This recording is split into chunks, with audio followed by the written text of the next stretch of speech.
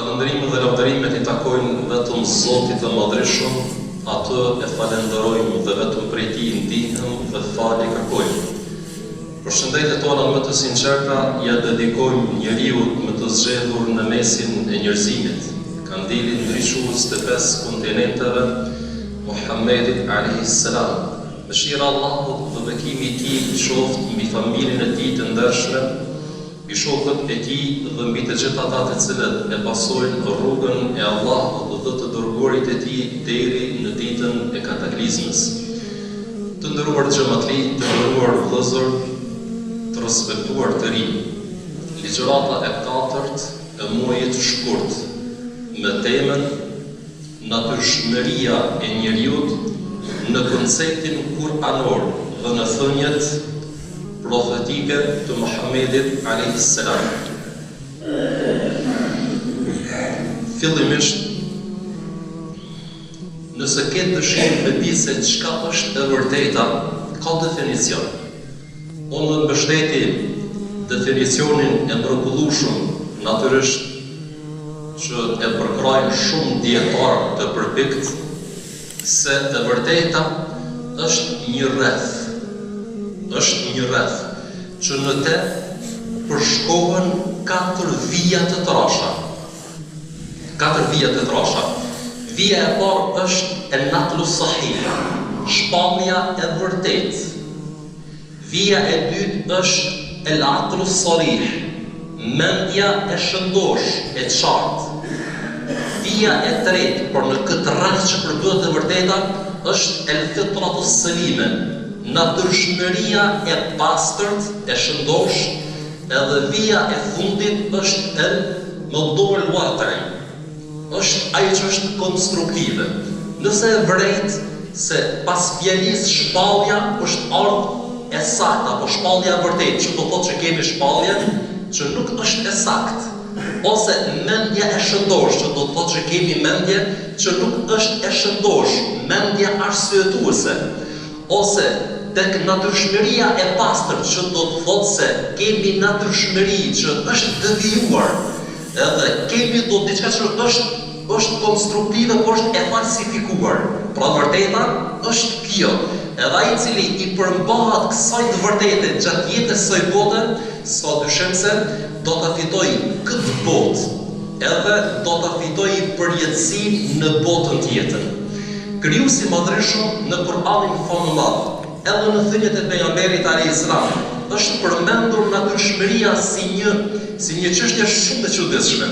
Është përmendur në shumë ctate kuranore, mirë po drejt për së drejti është përmendur në 4 ctate kuranore. Për shembull, Krijuesi I Madhreshëm kur flet në kapitullin e Shams, është një kapitull që llogaritet mesin e kapitullave të shkurtëra.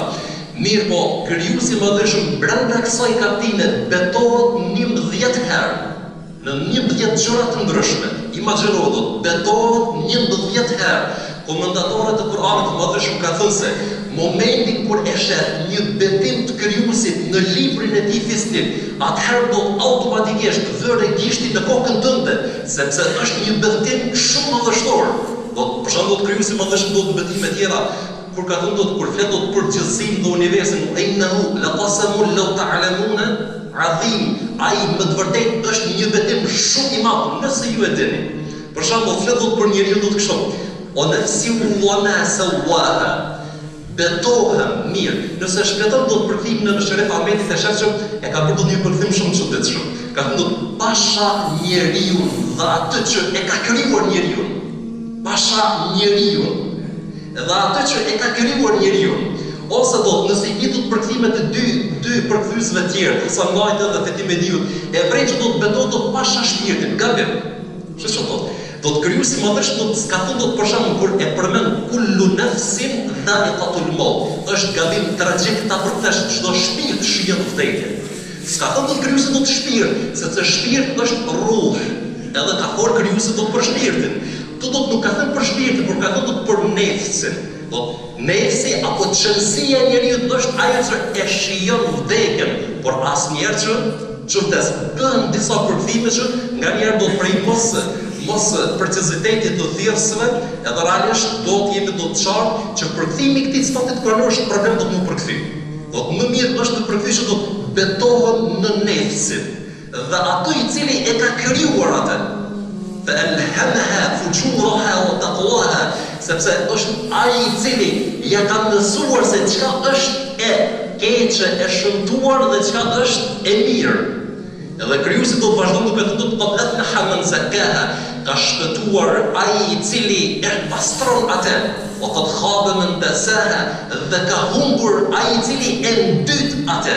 Kë e ndyt nefsin e tij. Pra nefsi është qenësia e njeriut. Është qenësia e njeriut ose natyrshmëria në ndërgjegjen e njeriut. Dhe kjo natyrshmëri është aq e çuditshme, saqë është unike për gjithë njerëzit. Që do thotë, krijuesi i madhëshëm ka dhënë mendjen tënde, që ti nëpërmjet mendjes tënde e njeh krijuesin e madhëshëm, sepse do të mendja jote do të ka ligje, ka do parimet e veta. Krijuesi i madhëshëm këtë gjësi në tërësinë e saj e ka krijuar do të me ligje. Mendja jote do të nuk pranon asgjë do të pa shkak të pasojë. Nuk pranon asgjë pa qëllim. Edhe kjo gjësi do të është e krijuar do të shkak të pasojë. Edhe çdo sa do të është krijuar do të me një qëllim. Mirë, nëpërmjet natyrshmërisë tënde ti e njeh gabimin kur bën, ose e njeh kur bën mëkat ndaj krijuesit të madhëshëm, ose do të bën tirani dhe do të mëkat ndaj krijesave të tija. Do të s'ka nevojë do të më thonë askush. S'ka nevojë do të mëson si më thonë që ti do të bërë do të mëkat. S'ka nevojë do të as baba as nëna më thonë që ti do të bërë mëkat. Nuk ka nevojë do të as një njeri. Pse? Për arsye se do Zoti i madhëshëm ka krijuar do të me një natyrshmëri, që ti vetë do të di që do të ke bërë do të mëkat apo nuk ke bërë do të mëkat. Ka pëlqyer do të shumë do të një tërheqim një rrethim një dietari të njohur të Damaskut, thotë që kanë pas bisedë me disa biznesmen. Dhe udhëtimet e tyre ka qenë zakonisht në Evropë. Mirë po sidomos në Gjermani. E kanë vrejt një çështje shumë të çuditshme. Këta do të përderisa kanë qenë do të jo çfarë do hoteli do të njeriu do të ja vlen do të me çu do të natën. Edhe ta kanë zgjedhur hotele që do të më serioze, më konservative. Edhe thonë që kur i merr do të me një hotel, e kemi vrejt një çështje shumë të çuditshme. Tek shtrati i fjetjes e kemi vrejt një pllak të shënuar. Fa in lam tanim fi hadhihi al-layla, nëse nuk të merr xhumi në këtë natë, fa la'illa laysat fi furushina fa innaha muthira. Nëse do të nuk të merr xhumi në këtë natë, nuk është arsyeja tek shtretërit tonë, sepse ato janë shumë komode. Walakin al-'illa fi dhunubika fa innaha kathira. Mirë po arsyeja është tek mëkatet e tua, sepse ato janë të shumta. Realisht mesazh i jashtëzakonshëm. Do një popull i cili me fe do të krishterë, mirë po do një mesazh shumë të fuqishëm. Do të një vërtet që do të smundesh më mohu asnjëherë. Ço do thotë, mundesh me zë të një konkluz. Shqo, nëse nuk merr xhumi për borxhet që i ke, nëse nuk merr xhumi për telashave të jetës provave, nëse nuk merr xhumi do të për shkak që ke diçka që shkon poshtë arsyeshme sprish punë. Kush nuk kemi do të telashe do të jetë, të çfarë kemi do të telashe, çfarë kemi do të pikëllime dhe mërzi. Nuk prish punë, ama do të dije që do të kur nuk të merr xhumi për shkak që do të flon diçka në xhoksin tënd, nuk është mirë. Kur nuk të merr xhumi do të për shkak që ti do të e ke etiketuar vllaton pa të drejtë, e ke përgojuar vllaton pa të drejtë, e ke bërë ndonjë pa drejtësi do të vllaton ose do të kesh do të neglizhon ndaj urdhave të Zotit të Madhëshëm, atë do të është rreziku. Rreziku më i madh është kur momenti do bën krim edhe ai do të çet. Pse? Për arsye se do të natyrshmërinë e tij të pastër që ka do të ndërgjegjen e tij e ka prish, e ka devijuar. Dhe natyrshmëria e njeriu është shumë më rëndësi, por momenti kur ajo devijohet, do gjasisht do të del nga njerëzorja, s'ka dyshim se ky njeriu do të vret me 10.000 do të fëmijë, edhe do të ngjitë asnjë dhimbje. Në esencë njeriu do të me një do të dhimbje. Sepse është i krijuar do të në këtë formë. Ky është stati i parë kuranor. Stati i dytë kuranor, thotë krijuesi i Madhëshëm, "Fa aqim wajhaka lid-dini hanifa." Andaj ti përqendroje fytyrën tënde ka në mënyrë alegorike, do të përqendroje do të preokupimin tënd, tërë do të mendimet tua, tërë aktivitetet tua do në fenë e pastërt. Në fenë e pastërt. Fitrat Allahi alladhi fatara an-nasa 'alayha, sepse kjo është një natyrshmëri, kjo është një fe që do të përputet me natyrshmërinë e njeriu 100%. Kjo është një natyrshmëri që Zoti i Madhërisht e ka programuar çdo njeri, që do të thotë krijuesi i Madhërisht ka urdhëruar që të jesh i sinqert, automatikisht natyrshmëria jote përputet 100%. Krijuesi i Madhërisht ta ka ndaluar rrëfësisht do të rënë gënjeshtër, automatikisht i ndjen dhëmbje kur do të rënë do të para dikujt tjetër. Krijuesi i Madhërisht ka urdhëruar që të jesh me vlera morale. Po në momentin kur ti do të je i brendshëm, do të je krenar, do të ke krenari, s'ka dyshim që je rahat me natyrshmërinë apo je në paqe me vetveten. Atë i cili është njeriu më i mirë në rrugën toksor, njeriu më i mirë, edhe pse ky person ka mundësi që para te do të paraqitet me mendjepasi, arrogancë dhe kalumtëri. Njeriu më i mirë është ai i cili është në luftë me vetveten e tij. Ç'është luftë me vetveten e tij? Me natyrshmërinë e tij të pastërt. Ti ke mundësi, precizohu, ke mundësi me mashtru disa njerëz në çdo kohë. Do disa njerëz është pyetën do 2, 3, 4, 5 kjo më shumë. Në çdo kohë me mjeshtrin që ta ka dhënë Zoti i Madhërisht që e shfrytëzon ti do të gabimisht. Ke mundësi do të me mashtru disa njerëz në çdo kohë, por nuk ke kurrën e kurrës mundësi me mashtru të gjithë njerëzit. S'ke do të mundësi asnjëherë, pasi se deri fytyra jote vërtet. Mirë, ke mundësi precizohu. Nuk ke mundësi asnjëherë me mashtru natyrshmërinë tënde që krijuesi i Madhërisht ka instaluar. S'ke do të mundësi edhe krijuesin tënd Madhërisht. S'ke do të mundësi asnjëherë. Pse? Sepse do të je i programuar në këtë formë. Ky është citati i dytë. Citati i tretë ka thënë krijuesi i Madhërisht shumë çuditshëm. Bel insanu ala nafsihi basira. Do të gjithsesi njeriu ndaj vetes së tij është dëshmitar. Është dëshmitar. Basira ka do të një kuptim njerëz zakonisht për skemi ku do të më zbërthy. Walau alqa ma'adhira. Edhe nëse ai arsyton vetveten në arsye do të shumta. Edhe nëse arsyton vetveten në arsye shumë të shumta. Ky është citati i tretë. Citati i katërt krijuesi i Madhërisht këtë kështu. Precizohu. Walakin Allah habbaba ilaykumul imana wa zayyanahu fi qulubikum. Mirë po, Allahu i Madhërisht është ai i cili ua ka zbukuruar, është ai i cili ua ka bërë të dashur besimin në zemrat e juaja. Jo vetëm të dashur, por ua ka zbukuruar në zemrat e juaja. Wa karaha ilaykumul kufr.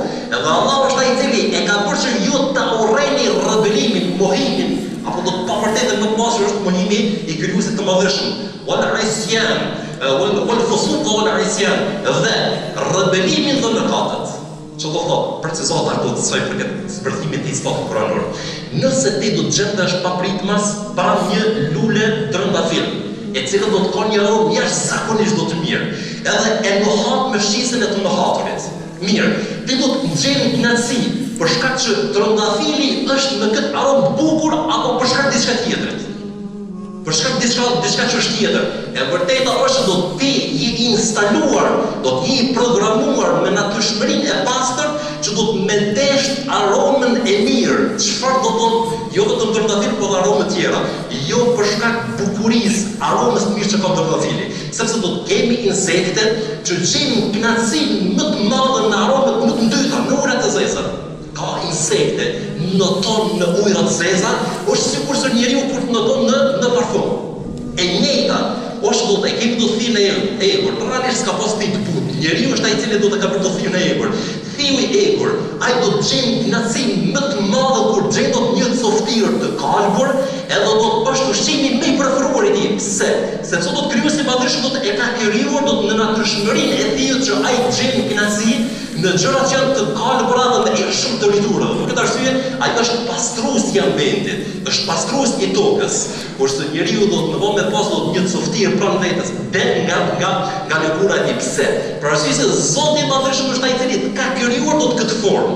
Ka krijuar që ti do ta urrësh erën e jo të mirë dhe ta pëlqesh erën e mirë. Që do thotë që nëse njeriu rreziku më i madh është kur njeriu e prish natyrshmërinë e tij. Për shembull, unë edhe ti, a ndjen nevojë do të pse martuar unë dhe ti? Për flas për ata që janë martuar. Për shkak se ndjen nevojë për çmimin e kundërt. Dhe krijuesi më është ka urësi që ta ka dhënë do të epshin. Do që ti e shfrytëzon dhe e kanalizon në rrugë të pastërta. Kur do të devijohet njeriu dhe natyrshmëria e tij? Kur ai do të thotë potërisht se unë nuk ndjej nevojë ndaj gjinisë kundër, por ndjej nevojë ndaj gjinisë së njëjtë. Çfarë problemi ka? Ka pse që ke ellë? Ka më shumë se kaq. Ky është natyrshmëria që Zoti madhësht ka krijuar që ai me desh gjininë kundër, dhe me pasur të kënaqësi e ka devijuar. E ka shtrënguruar. Dhe për këtë arsye do të ky njeri ka nevojë që të kthehet në zonafillën e vet, kthehet në natyrshmërinë e tij. Dhe realisht do të pëndijë me fatot këtë. Njeriu kur pëndohet, çka pse ndihet i lumtur? Për arsye se është paqe në natyrshmërinë e tij, është paqe në vetveten e tij. Nuk është në luftë vazhdimisht, sikur ai i cili do të bëhet rebel apo rebelon ndaj urdhave të Zotit të Madhërisht. Mirë, sa i përket thënies të pejgamberit alayhis. Është një prej sahabive që ka qenë do të ansari.